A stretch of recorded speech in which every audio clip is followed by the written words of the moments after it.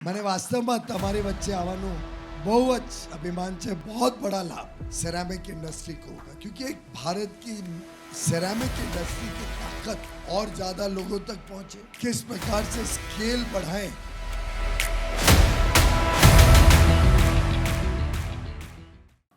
जब हसमुख भाई ने बताया कि अभी सेरामिक इंडस्ट्री के साथ इंटरेक्शन है, तो मैंने कहा ये तो मेरे घर की इंडस्ट्री। चिंता मत करो, मैं आपका कॉम्पिटिटर नहीं बन रहा हूं, पर लगभग मुझे लगता है 6-7 सालों से मेरा सेरामिक इंडस्ट्री के साथ लगातार मिलना जुलना रहा है, चर्चा होती रही है। मोरवी भी आया हूँ और कुछ प्लांट्स भी देखे हैं मोरवी में मैंने। और वास्तव में सबसे पहले तो आप सबका साधुवाद करना चाहूँगा, जो आपने लाजवाब काम करके देश का नाम रोशन। મને વાસ્તવમાં તમારી વચ્ચે આવવાનું બહુ જ અભિમાન છે, બહુ ખુશી થાય છે તમારી વચ્ચે।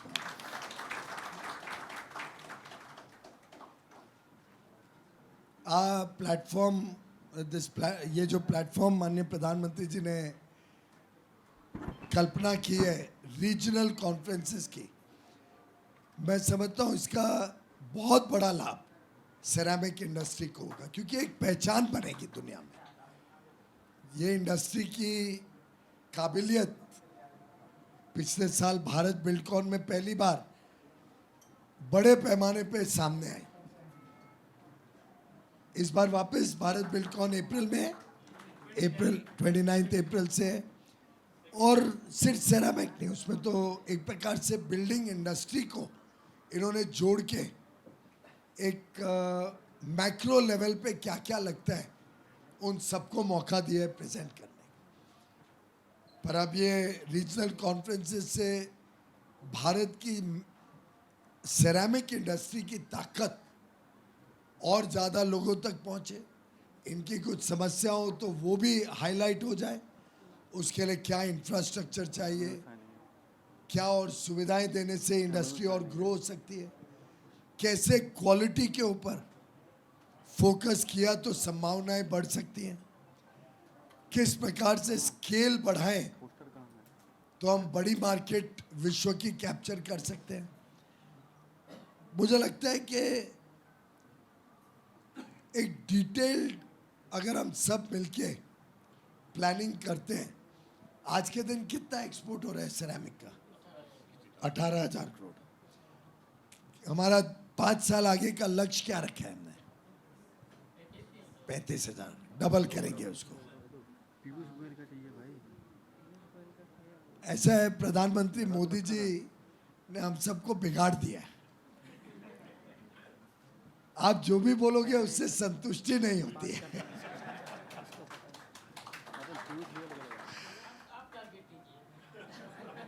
और ये मेरे साथ 2-3 जगह हुआ, लेकिन हर बार हम सही निकले। मैं उदाहरण देता हूं आईटी इंडस्ट्री का। आईटी इंडस्ट्री से जब मैं मुलाकात करता था तो वो टारगेट देते थे, मैं उसको और ऊंचा टारगेट देता था, अगली बार आते थे अचीव करके आते थे। ऑटो कंपोनेंट्स, जिसमें राजकोट का भी बहुत बड़ा हाथ है, जब भी वो आके बोलते थे हम इतना हमारा एक्सपोर्ट का प्लान है, मैं उसको और बढ़ाता था और वो अचीव करके आते। पिछली बार जब एक्मा की मीटिंग हुई ऑटो कंपोनेंट मैन्युफैक्चरर्स, मेरे भाषण के पहले ही उन्होंने बोल दिया कि आप बढ़ाओ, उसके पहले ही हम आपको बता देते, हमने अपना टारगेट ही इतना बढ़ा दिया। तो ऐसे ही मैं टारगेट देने के बदले आप लोग एक छोटे ग्रुप में बैठिए, पूरी इंडस्ट्री को साथ में लेके बैठिए और सोचिए कि विश्व की मार्केट कितनी बड़ी है। अभी हम फ्री ट्रेड एग्रीमेंट्स भी कर रहे हैं, और ध्यान रखिए हम कांग्रेस की तरह हमारे कॉम्पिटिटर के साथ फ्री ट्रेड एग्रीमेंट नहीं कर रहे। जैसे आसियान एग्रीमेंट, अब थाईलैंड वियतनाम तो आपका कॉम्पिटिटर है, उसके साथ एफटीए करके तो हमें नुकसान है। हम मोदी जी ने 7 एफटीए किए हैं अभी तक। मॉरिशस $20,000 से ज़्यादा पर कैपिटा इनकम, न्यूजीलैंड, ऑस्ट्रेलिया $50,000 का पर कैपिटा इनकम, स्विट्जरलैंड, लिechtenstein, आइसलैंड और नॉर्वे चारों मिलाए तो $1 लाख से ज्यादा पर कैपिटा इनकम $1 लाख, यानी उस देश की अर्थव्यवस्था में हर एक व्यक्ति जो है उसका उत्पादन 90 लाख करोड़ रुपए। हमने यूके के साथ किया $50,000 का पर कैपिटा। यूएई, ओमान दोनों आपके बड़े डेस्टिनेशन है सेरामिक के, और दोनों में सुनिश्चित किया है कि सेरामिक के ऊपर एंटी डंपिंग ड्यूटी जो लगाई है जीसीसी ने वो नहीं लगे। तो मोदी जी कितनी गहराई और छोटी छोटी बातों की चिंता करते हो आप कल्पना करें कि हमारी મોરબીમાં સેરામિક ઇન્ડસ્ટ્રી છે એને નુકસાન થાય છે આ એન્ટી ડમ્પિંગ ડ્યુટીની, તો અમારી જિમ્મેદારી થઈ કે અમે મહેનત કરીએ કે કેવી રીતે એન્ટી ડમ્પિંગ ડ્યુટી હટશે। તમને ખુશખબરી આપવા માંગુ છું કે જીસીસી પણ હવે આવી ગયો છે એફટીએ કરવા માટે।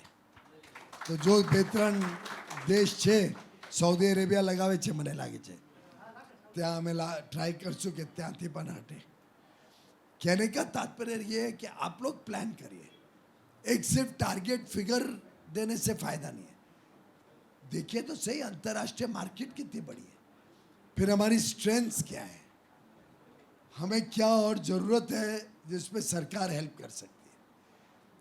और मेरा मानना है कि अगर आप दो चीज़ों पे फोकस करें, एक क्वालिटी और एक सस्टेनेबिलिटी, क्योंकि आज यूरोप में आपको कुछ सामान भेजना है तो आप बोलोगे हमने रिन्यूएबल एनर्जी लगा के इसको बनाया है, हमारा नेट ज़ीरो इम्प्रिंट है हमारी मैन्युफैक्चरिंग फैक्ट्री का, तो आपको प्रीमियम प्राइसिंग भी मिलेगी।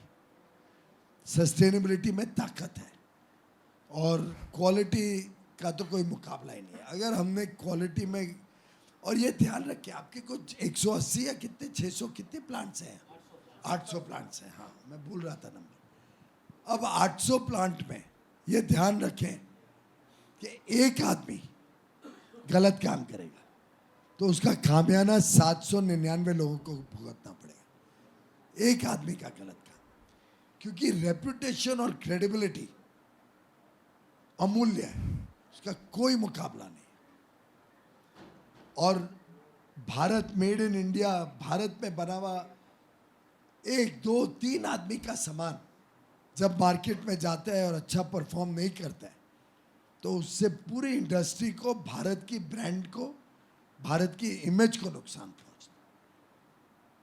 तो इसमें सबका सामूहिक प्रयास होना चाहिए। अगर हम में से कोई पीछे रह गया है क्वालिटी के सिलसिले में, हमने या तो उसको उठाने की कोशिश करनी चाहिए या विसल ब्लोअर बन के उसको ब्लैकलिस्ट कराना चाहिए। मैं तो मानता हूं आप लोगों ने क्यूसीओ के ऊपर प्रयत्न करके लगवाना चाहिए कि कोई भी व्यक्ति खराब माल नहीं बना सके, स्ट्रिक्ट क्वालिटी कंट्रोल हो, लैबोरेटरीज को मॉडर्नाइज करें। देखिए जाके दुनिया में मोस्ट मॉडर्न लैबोरेटरी किस देश में, मोस्ट मॉडर्न इक्विपमेंट क्या है, हम आपको सरकार से free of charge BIS invest करके आपको मोस्ट मॉडर्न लैबोरेटरी के इक्विपमेंट को खरीद के देंगे। आपका मोरबी इंडस्ट्रियल एसोसिएशन है या सेरामिक एसोसिएशन है या कोई सरकारी लैबोरेटरी हो, उसमें लगाना पड़ेगा, प्राइवेट को नहीं दे सकती सरकार। पर BIS खुद के पैसे से, पर एक ही शर्त, सेकंड बेस्ट नहीं होना चाहिए। हमारी लैब दुनिया की बेस्ट लैब में आए तभी स्वाद है, तभी फायदा है। और अगर हमने क्वालिटी और सस्टेनेबिलिटी को वर्ल्ड क्लास, या रादर मैं तो कहूँगा एक कदम आगे जाने का प्रयास किया, तो ईमानदारी से वर्ल्ड की मार्केट आज इतनी बड़ी है कि आप रोजगार का भी बड़ा साधन बनेंगे, आप व्यापार का भी बड़ा साधन बनेंगे, फॉरेन एक्सचेंज अर्निंग करेंगे निर्यात से, भारत का नाम रोशन करेंगे। आपके बिजनेसेस ग्रो करेंगे और हो सकता है नए लोग भी शुरू करें, उसमें क्या नुकसान है। स्पर्धा तो हम सबको एफिशिएंट बनाएगी, पर मुझे लगता है सिरेमिक एक ऐसी इंडस्ट्री है जिसका भारत में भी अपार संभावनाएं है। आप देखिए कितना कंस्ट्रक्शन हो रहा है। आप मेरी कॉन्स्टिट्यूएंसी में आ जाइए, उत्तर मुंबई, आपको इतनी बिल्डिंगें दिखेंगी शायद पूरे राजकोट में नहीं बनती होंगी, पूरे आधे गुजरात में नहीं बनती होगी। उतना कंस्ट्रक्शन एक ही जगह पे चलेगा। आप मुंबई तो जानते होंगे, बोरीवली, कांदिवली, सब गुजूभाई बहन रहते हैं वहां पे, और मैक्सिमम कंस्ट्रक्शन। कितना डिमांड है भारत में, लेकिन जब आप अंतरराष्ट्रीय डिमांड के लिए अच्छी क्वालिटी बनाएंगे तो भारत के उपभोक्ता को भी आपको वही अच्छी क्वालिटी देनी, तब जाके हम इंपोर्ट को भी रोक पाएंगे, तब जाके हमारे यहाँ के बनाए हुए सामान की डिमांड बढ़ेगी। और मुझे लगता है कि ये जो माननीय प्रधानमंत्री जी की कल्पना है रीजनल कॉन्फ्रेंसेस की, इसका बहुत बड़ा लाभ आपकी इंडस्ट्री प्राप्त कर सकती है।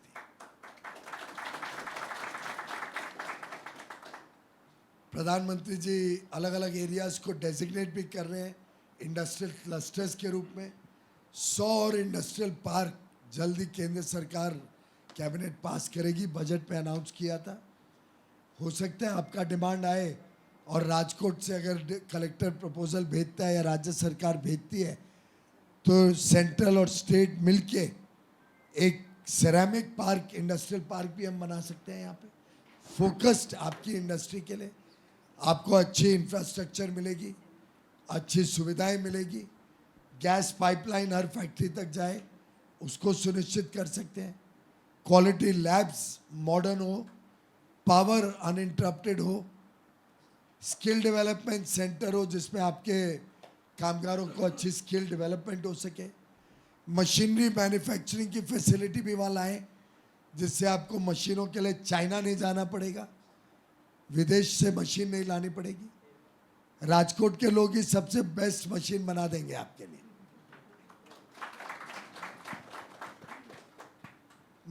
अच्छा, और यूनिक प्रोडक्ट्स। आज जमाना ऐसा है कि नए डिजाइन, नए फैसिलिटीज। आप याद करिए जापान ने वो ऑटोमेटिक पॉट बनाया था, करेक्ट? जापान से शुरू हुआ था ना वो टोयो वगैरह के जो ऑटोमेटिक, जिसमें हर एक चीज इलेक्ट्रॉनिक है।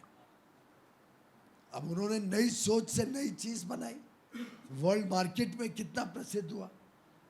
आप लोग भी नई नई चीजें, नए डिजाइन्स, नई फैसिलिटीज, अच्छी सीलिंग हो, वाटर का कोई बैकअप का कोई प्लान बनाओ। आई डोंट नो, मैं इंडस्ट्री इतनी नहीं समझता हूँ, पर आप कोई यूनिक चीज़ें, जैसे पीछे एक यूनिक चीज़ मैंने भी देखी थी, वाटरलेस फ्लश यूरिनल्स के लिए। अब पता नहीं भारत में भी बन रहा है या विदेश से आ रहे हैं। स्मार्ट टॉयलेट विदेश से आ रहे हैं, तो ये तो एक्सेप्टेबल नहीं है। हमारे पास इतना सामर्थ्य है, हमने बनाना चाहिए। हमारे पास इतनी ताकत है कि हमने forefront of innovation and technology में रहना है। और मुझे विश्वास है फिर ये 35,000 ये वो बहुत मामूली लगेंगे। कैपेबिलिटी और कैपेसिटी देखो तो आपकी क्षमता तो कई गुना छलांग लगाने की। और अगर आपने छोटा सोचा तो एक प्रकार से अगर कोई सबसे ज़्यादा दुखी होगा तो माननीय प्रधानमंत्री नरेंद्र मोदी होंगे कि मेरे गुजरात के लोग छोटा कैसे सोच सकते। उनको तो बड़ी छलांग। और अगर हमें विकसित भारत बनाना है तो विकसित गुजरात तो बनेगा ही, विकसित सौराष्ट्र बनेगा ही। तो उसकी नींव शुरुआत क्यों ना हम विकसित मोरबी से करें।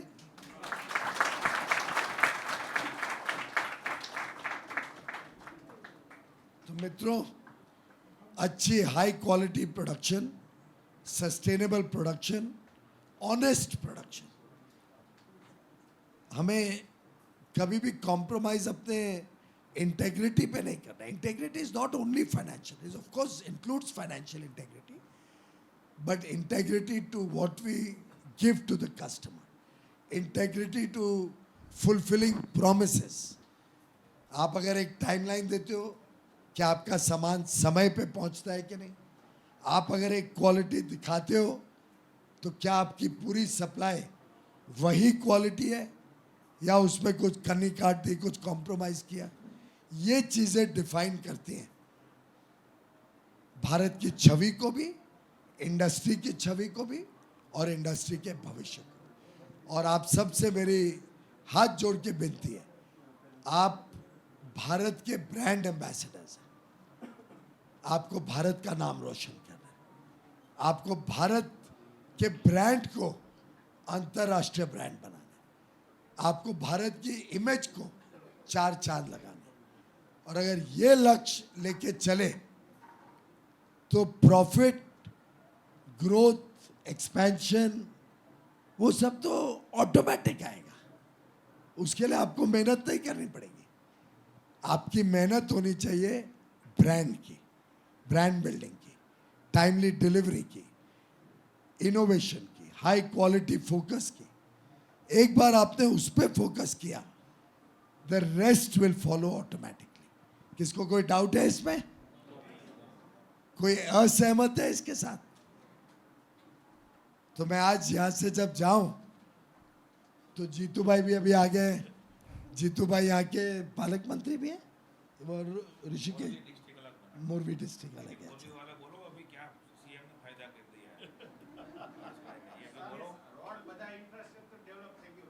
એમ બહુ સારું।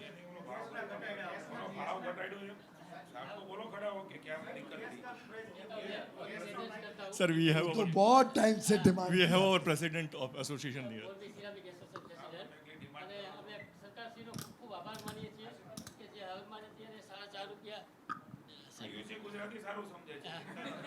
₹4.5 જે ગુજરાત ગેસમાં જે ભાવ ઘટાડો કર્યો અને બીજા ₹2 પણ હજી અમને કીધેલું છે કે આવતા મહિનામાં હજી પણ ઘટશે અને ઇન્ડસ્ટ્રી હા ₹6 સાહેબ એટલે અમારા માટે બહુ મોટી હા અને રોડ બધા ઇન્ફ્રાસ્ટ્રક્ચર અમારા અંદાજે 96 રોડ જે છે એ પણ મંજૂર થઈ ગયા છે, એમાંથી 36 થી 40 રોડ જે છે એ બધા કામ પૂરા થઈ ગયા છે। અત્યારે ગુજરાત સરકારનું કામ, ભૂપેન્દ્રભાઈ સરકારનું કામ બહુ સરસ ચાલી રહ્યું છે અને આપણા યશસ્વી વડાપ્રધાન શ્રી નરેન્દ્રભાઈ મોદી સાહેબના નેતૃત્વ હેઠળ સાહેબ ઘણા કરોડો ફાયદો થશે, કરોડો।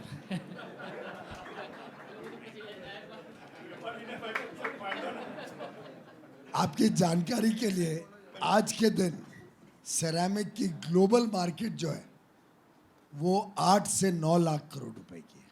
8 से 9 लाख करोड़। तो ये जो स्टेप्स लिए हैं इंफ्रास्ट्रक्चर डेवलपमेंट, रेट कम करने के, इसका लाभ आप कैसे ज़्यादा से ज़्यादा लें, तो आपके पोटेंशियल कहाँ तक है मैं आपको सिर्फ दर्शा रहा हूँ। और प्रधानमंत्री जी स्वयं इतने सारे कदम उठा रहे हैं। जीएसटी कम किया, रिफॉर्म कर रहे हैं अलग अलग प्रोसेसेस को, कंप्लायंस कम कर रहे हैं, सुविधाजनक बना रहे हैं कि आपको अफसरशाही से मुक्ति मिले, रोज़मर्रा की प्रॉब्लम्स कम हो। जीएसटी आ गया, आप भूल गए हो। दुर्भाग्य क्या है जीतू भाई, आस्ते आस्ते 6 महीने बाद 6 रुपए भूल जाएंगे। आप याद करो जीएसटी आने के पहले, बाकी तो छोड़ो कि स्टेट के इंटर स्टेट सेल की क्या प्रॉब्लम होती थी, कितने चेक नाका, क्या पेपर वर्क। सी फॉर्म याद है? सी फॉर्म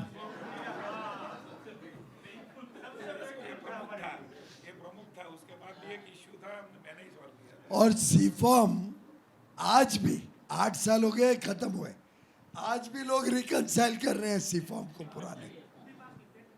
उसका एक वो जन विश्वास लाके या विवाद से विश्वास लाके निपटा दो यार सबका। पर रियली क्योंकि मैंने अपना लाइफ भी एक स्मॉल स्केल इंडस्ट्री से शुरू की थी।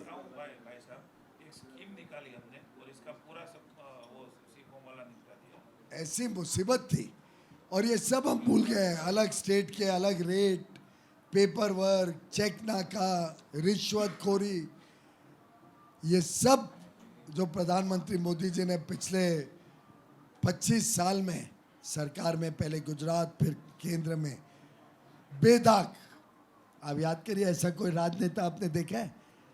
50 साल का समाज सेवा, 25 साल सरकार में सेवा, बेदाग, एक दाग नहीं।